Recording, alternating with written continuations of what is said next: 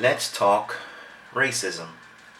And again, this video is going to be targeting Western Christians primarily, because racism is a problem and has always been a problem in the West. Um, Before I start, actually, I want to say I'm not a racist, never been a racist. Like, ever. That's not my culture. I'm not African American. I'm British by birth.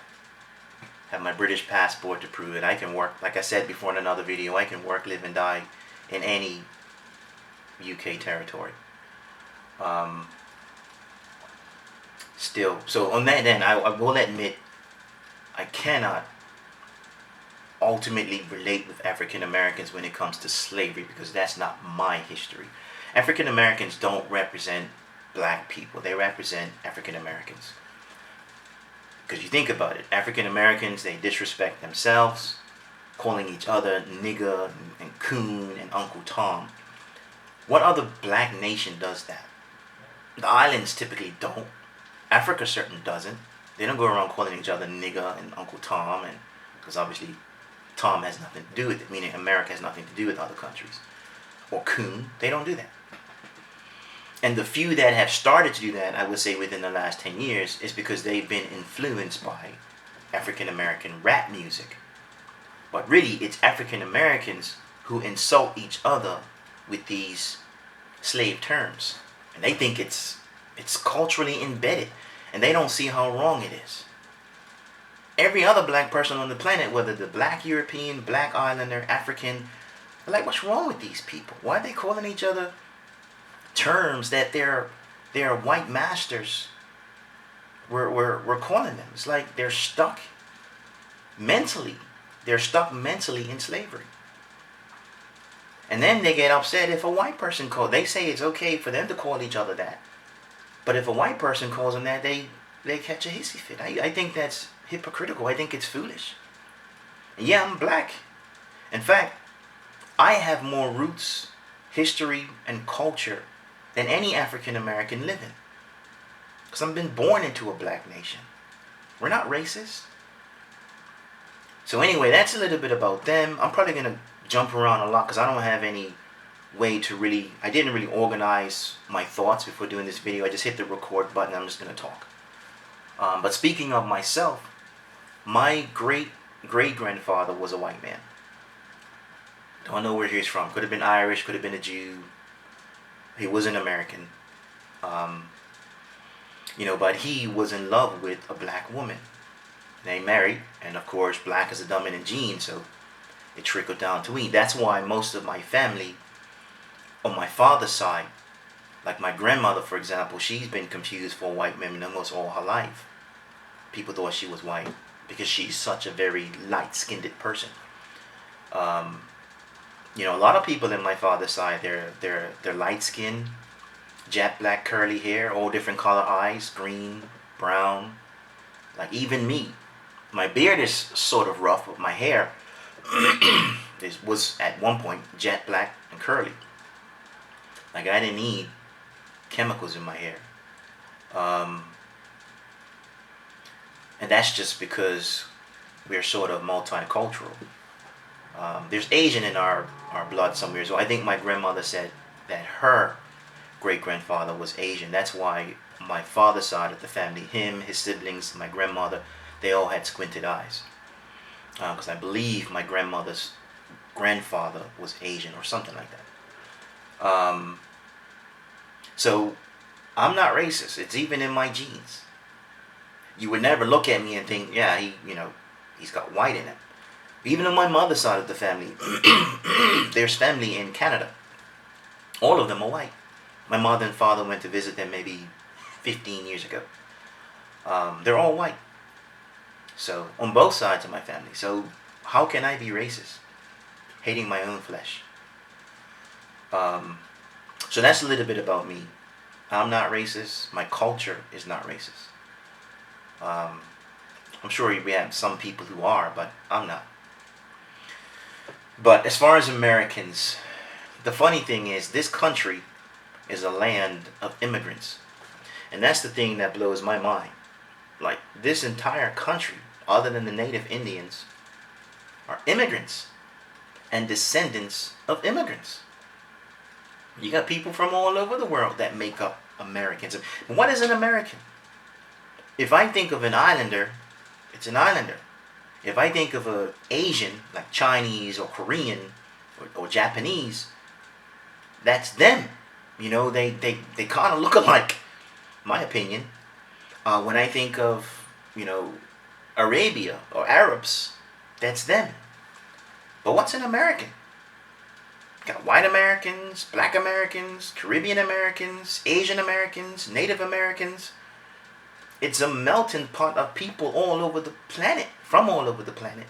This is why when Americans say, hey, get out of my country, I'm thinking, this is not even your country. It's not. You're an immigrant or a descendant of an immigrant. The only people who should be saying that are natives. And that's a fact. I can't imagine how they feel. So anyway, when it comes to racism, it blows my mind. Like, the one country that is actually a country of immigrants is the most racist country on the planet. It's mind blowing. So anyway, I don't really understand why that is. I really don't.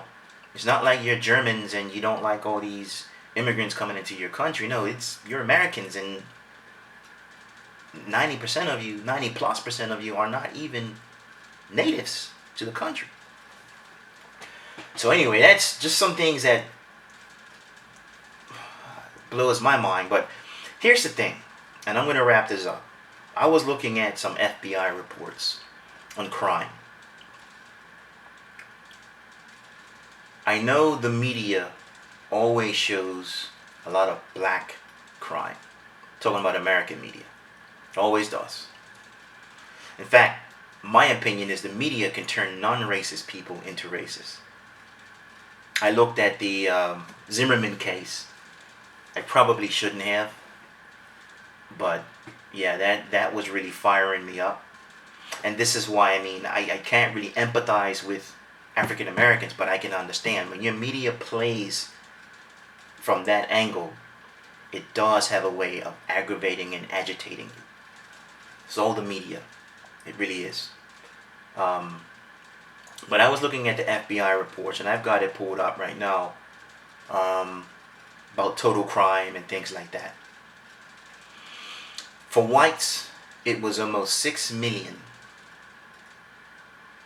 This is for the year 2015. Total crime was about 6 million. For blacks, it says black or African American, just over 2 million. That's 3 times the amount of crime, of total crime. That should tell you something about what your media is doing. For rape, for example, for whites it was 12,000. For black or African American, it was just under 5,000. It's twice as many. For aggravated assault, 184,000 for whites, 92,000 for black or African American. That's twice as much. For burglary, whites 113,000. For blacks, 49,000. It's more than twice. For larceny and theft, for whites 621,000. For black or African American, 244,000. That's more than twice. For motor vehicle theft, 40,000 for whites, 17,000 for black or African American. You see where I'm going with this, right? For violent crimes, whites are 232, black or African American 140. Property crime for whites 779,000. For blacks 312,000. Other assaults, whites are 544,000. I'm talking 100,000, by the way. 544,000. Black or African American 254. You get the point. Let me see. Vandalism, whites 101,000, blacks 39,000. And it just goes on and on and on. For drug abuse, and here's the thing that really blows my mind. For drug abuse, whites are 803,000, of course. Blacks are 307,000.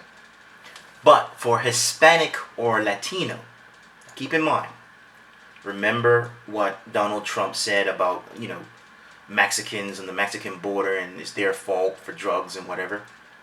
They're 186,000. 186,000. Whites are 803,000. Almost a million. But somehow, Trump wants you all to believe that Hispanics and Latinos are the cause and the perpetrators of drugs in the United States. According to FBI reports, what's that percentage? 186,000 versus 803,000. That's what? 700% more?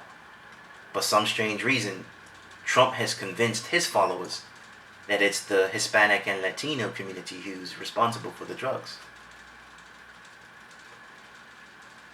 Anyway, point is, why is it that your media portrays blacks and African Americans in a certain light? And why is it that your prisons have 70% approximately black people in your prisons? The math does not add up. If a country has, what's the total percentage? I did see the total percentage somewhere. 70.4% are white, 26% were black or African American, 3.7% were other races. If white Americans own 70% of crime, and black and African American own 26% of crime in the United States, why are the prisons full of about 70% black? I think even children would see that there's something wrong with that math. Here's the problem. These sort of lies from the media, it's not just the stats. And this is what I need white Americans. Again, this video is for answering Christians. It's for Christians. We should not be racist, like at all. If you're following Jesus, we're not racist. We're just having a conversation. Even though right now it's just one way, me talking to you. But what we need white Americans to understand is what these things lead to. These things lead to higher mortgages. They lead to lower salaries. They lead to businesses thinking that blacks are more of a risk, for example. They lead to all sorts of problems, but it's all based on media lies. If whites have 70% of the crime and blacks have 24, whatever it was, percent of the crime, why are the prisons about 70% black? Why is it so much higher? That math does not add up by any standard. And it leads to all sorts of other problems for black people in this country. Your media has issues. This country is not innocent. I've been saying it for years. This country is not innocent at all. At all. Police brutality and the prison system are basically new age forms of slavery. That's what it is. White people do not take ownership for this. They don't. They start talking about per capita. And I know we're going to have some people talking about per capita in this video, I'm sure. But here's the reality. Bermuda has one of the highest AIDS number per capita. But you know how much they have? 5,000 approximately. There are more people with HIV right here in my county than the entire population of Bermuda. America has about 1.4 million cases of HIV. Bermuda has 5,000. Per capita, Bermuda is much higher because the total population of Bermuda is about 65,000. But who is infecting the rest of the world with HIV, STDs? Obviously, the one who has 1.4 million. So per capita, what is 5,000 versus 1.4 million? A lot of white people in my conversations, they want to focus on per capita because they won't take ownership for their crimes. They won't admit it. And that's what aggravates African Americans. I know it does because it aggravates me. The same way African Americans aggravate me when they talk about how, slavery, 400 years ago. And I'm like, look, you've never been a slave. Why is it that something that happened 400 years ago, you're not thriving and achieving for yourself right now? I actually get angry with them and I push back. They start talking about the white man this and the white man that. I'm like, wait a minute. Why aren't you taking ownership for your laziness? No one put drugs in your mouth. No one forced you to buy the alcohol. No one told you to drop out of school and waste your life playing PlayStation. No one told you to dress like a slave, not wearing a belt, having baggy pants. That's what they did to slaves. Gave them big pants, no belt, so that they couldn't run away easily. And you're doing this to yourself, willingly. No one told you to call each other niggers and coons. Yeah, I actually talk to them like this. I give it to them raw because I can. Because I can. So can you. I mean, this foolishness about they can call each other nigger and coon, but then when they act like a nigger and coon and a white person says it to them, they get upset. But wait a minute, that's something you've been calling yourself since my lifetime. So, what I see in America, I see tit for tat. I see the white people who won't take ownership for their crimes, trying to pass it off. And I see the black people who won't take responsibility for theirs. I personally think racism is a disease. I think a lot of Americans should be on disability. Because racism is actually a disease, in my opinion. And as far as me and my house, I refuse to be diseased.